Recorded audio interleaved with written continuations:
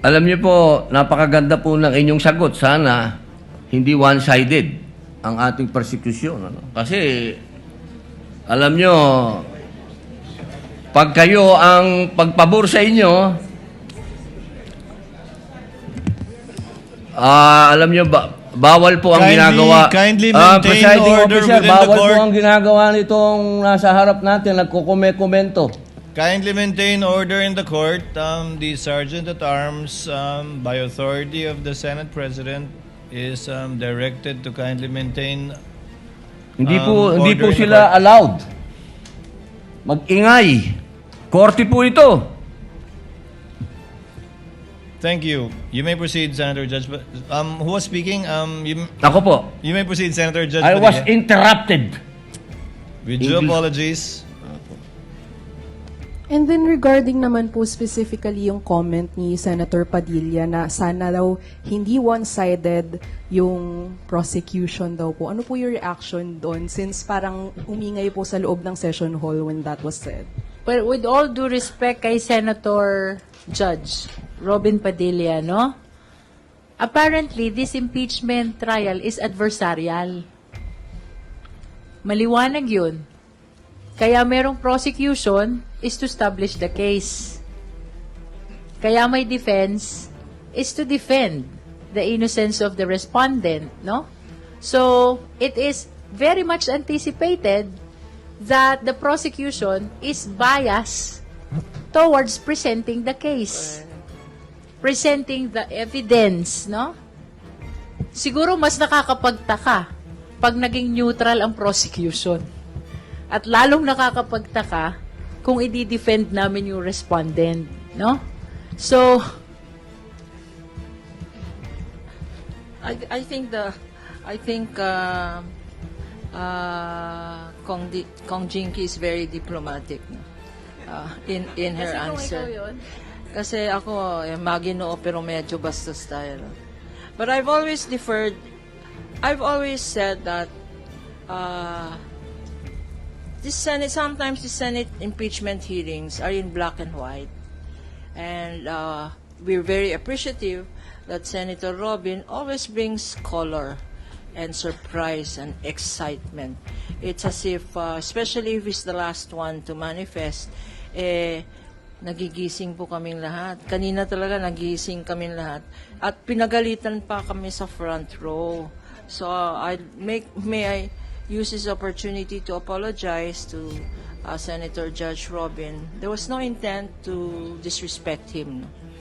Kaya lang, syempre, pag lawyer ka at nasa litigation ka, i-emote ka mag-i-emote ka, no? Alam naman nila yung, hindi naman emote na drama, pero it is an instinctive reaction. There was really no intent to disrespect him when he said, lalong-lalo na yung mga nasa front row, nagtinginan kaming ganyan, yung pala kami yun, nasa front row. So, Senator Robin, sabi mo, kaibigan tayo, forgive na lang. Hindi na kami uulit dyan. Pero, the prosecution really is for the prosecution. And the defense is for the defense. Hindi ba? Ganon. As we say, it is the nature of the beast. Senator Judge must be the one who is neutral.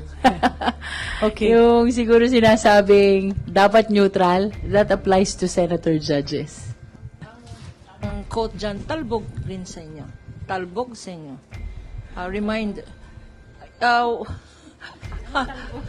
I mean, if you're saying that to us, we're saying it back to you. No?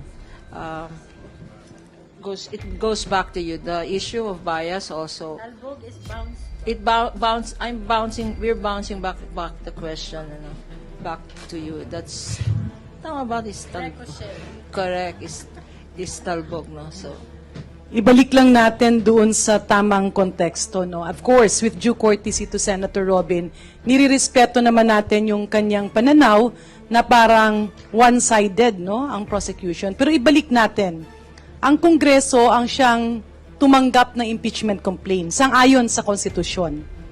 Tiningnan kung may complaint ba kumpleto sa forma at may basihan at nakita at sinang-ayunan ng 257 congressman na isumiti yung articles of impeachment. Ibig sabihin, ang Kongreso na ngayon, ang prosecutor o yung magre-representa ng mga nagreklamo at sang-ayon doon sa mga nakitang pwede, may probable cause. Ngayon ay naiakyat iyan sa korte na ang Senado in this case. Dito naman sa korte, talagang bubuksan mo na ang lahat ng pruweba na ipapakita ng prosecution para i-confirm or sang-ayunan or tuldukan yung mga reklamo at patotohanan yung mga reklamo. Yung defense naman ay yung akusado kung saan, in its word itself, defense, dedepensa.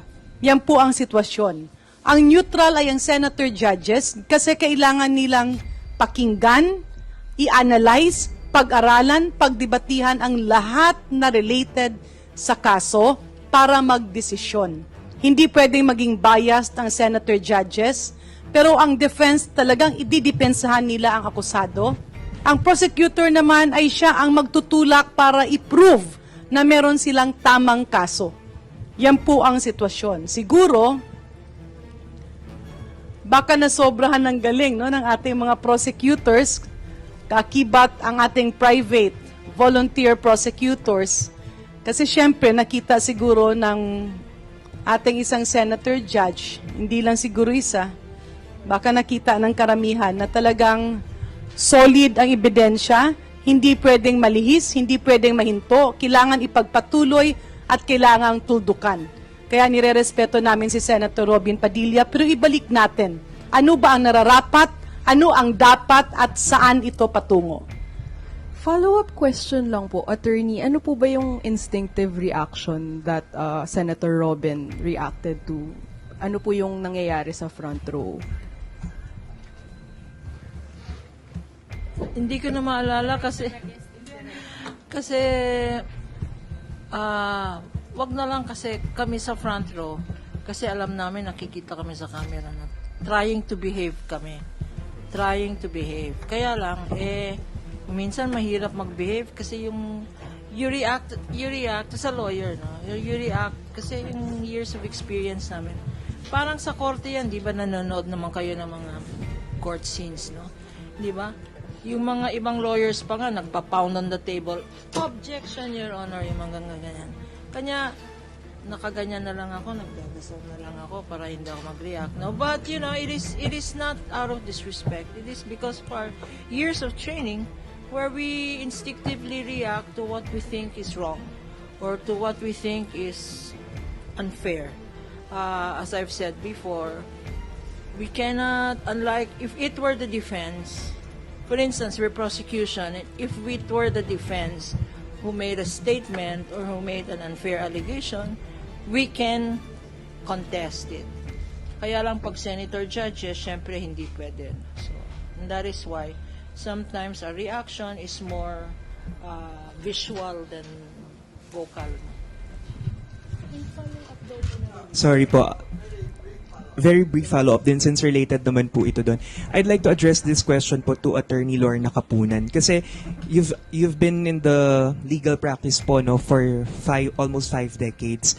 Since you're a veteran litigator po, sa inyong personal na pananaw, was Senator Robin Padilla's questioning of Representative Luis Rocanina was a fair question? Kasi at one point may sinabi pa po siya na wala kang karapatang magtanong.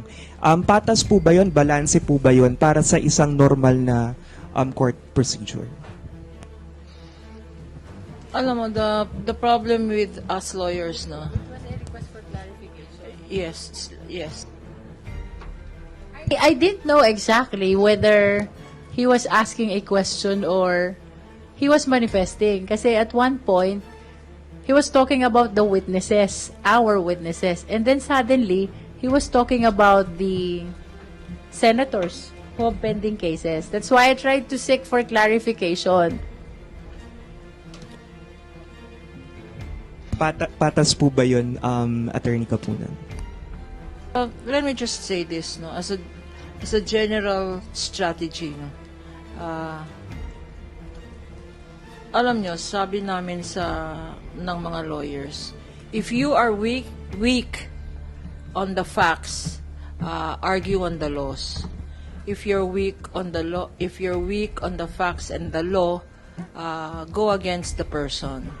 So, ang nangyayari po ngayon, sana, if there is a perception that we're very strong on the facts. That's why nagsishift sila sa law. But now that it seems that there's also weakness in the law, nagsishift na ang defense sa personalities, no? Attacking the credibility of our witnesses, attacking some persons who are not even our witnesses, like to say that they committed crime or they are not worthy to be, they're not credible, no? Merong ang inatake na cited for perjury na hindi naman naming witness. And when that failed, there was an attack on our earlier two witnesses, saying that maniniwala ba kayo sa even the two earlier witnesses, no, who were credible and competent. The attack now was on their may conviction or may kaso and all that, which is why we very welcome the statement of Kong Jinky when she says they have been vetted and there are no pending cases or convictions against them. And citing the law also, Chair Jinky did say that pending case will not, if there is no crime, conviction for a crime of moral turpitude, it will not affect your credibility as a witness.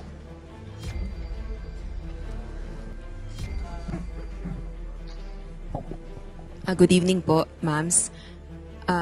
Regarding po dun sa, yun nga po, dapat ang senator judges yung neutrality, pero ang nakakitaan ng neutrality, pero nasa ikasyam na araw pa lang po tayo ng impeachment trial, nakikita na po natin na it seems like may nagde-defend sa Vice President justifying her acts against the sheriff, etc.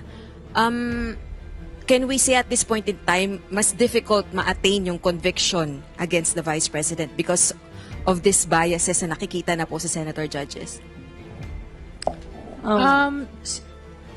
Yeah. Personally, I don't think so. Kanya-kanyang style yan eh.